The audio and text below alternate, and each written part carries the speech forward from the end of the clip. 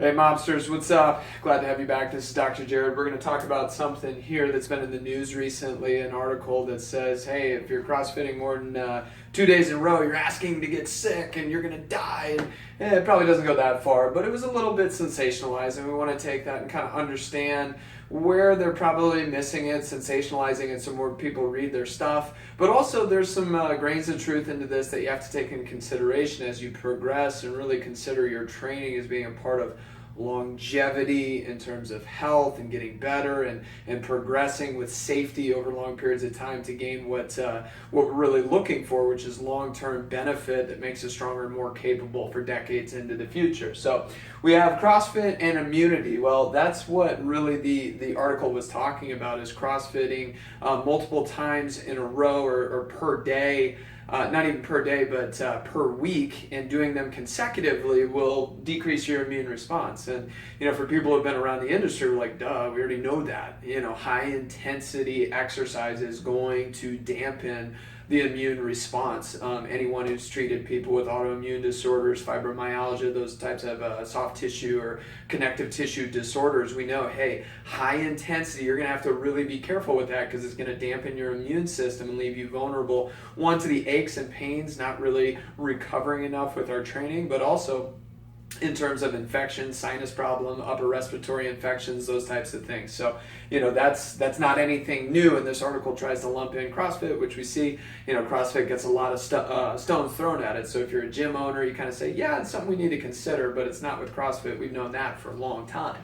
High intensity, like we talked about, decreased the immune response. Now, was it enough to give you the flu? You have to take that in consideration to realize everything is relative, okay? To someone who's not immunosuppressed, the benefits from this high intensity exercise may far outweigh the negatives of a slight reduction in immune response. Meaning, if you're healthy and you got tons of immunity and it drops, you still are fully protected. Now, on the opposite end of the spectrum, if we have someone who's immunocompromised or who's immunovulnerable, we have to kind of look at this and kind of say, hey, how you feeling? How's your body responding? How, sickness-wise, how many times have you been sick throughout the last year? How many sinus infections? How many upper respiratory infections? Are you coming off a walking pneumonia and struggling to get on top of that? Yeah, we kind of have to look at this and take that into consideration with our programming and what that person's doing. And that takes us right into here is, say, programming times per week. I just had someone in the office today and he's like, dude, I just can't cut this. I'm like, how much you been training? About 6 days a week and a couple of times hitting a double. It's like, whoa, bro, you're not recovering enough. Now, I love that intensity in terms of committing, doing things. We want to see that with all people. We love to be drawing people back and say, hey, you should probably try this exercise thing. We want to be drawing people back, but when the writing's on the wall and you're not getting over this, very simple, rudimentary, upper respiratory infection or something that you should be able to kick within a week's time, we do have to look at how much are you recovering and how many times a week. We might say, yeah, we're not going to go quite as hard as we have been to recover our tissues, focus on our technical parameters, focus on our mobility, make sure things are connecting for our longevity, but also to give us enough immune response to take care of that infection so we can train for longevity.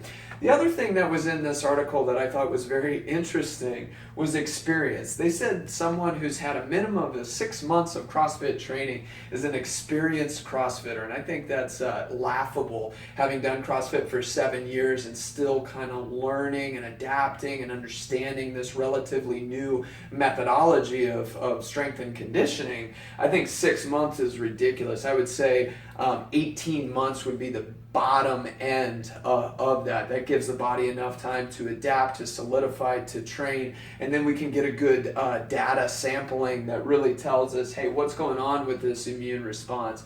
Right here, we do say the 6 months can give us some information to say, hey, for our newbies, the people who are rookies, again, a rookie in CrossFit. Well, if you're a rookie halfway through the year, you're a seasoned veteran, right? Ask any rookie and they'll tell you no until you've had plenty of years, a lot of of experience, you aren't seasoned yet. So that 6 months is just silly. So when you're looking at those rookies within the gym and they're going 6 times a week and they're coming down with some odd things of not being able to recover in terms of their neuromusculoskeletal system, but also in terms of their internal organs, whether it's cardiovascular, sinus passages, immune response, those types of things, you have to take it into consideration and say, hey, you haven't adapted. You haven't been long enough within the strength and conditioning program to be able to hit it that often. And depending on your goals, should you be hitting it that often to get that long-term longevity, to get all the things that we want in terms of decades of improvement instead of being cool for a short amount of time and then getting wrecked.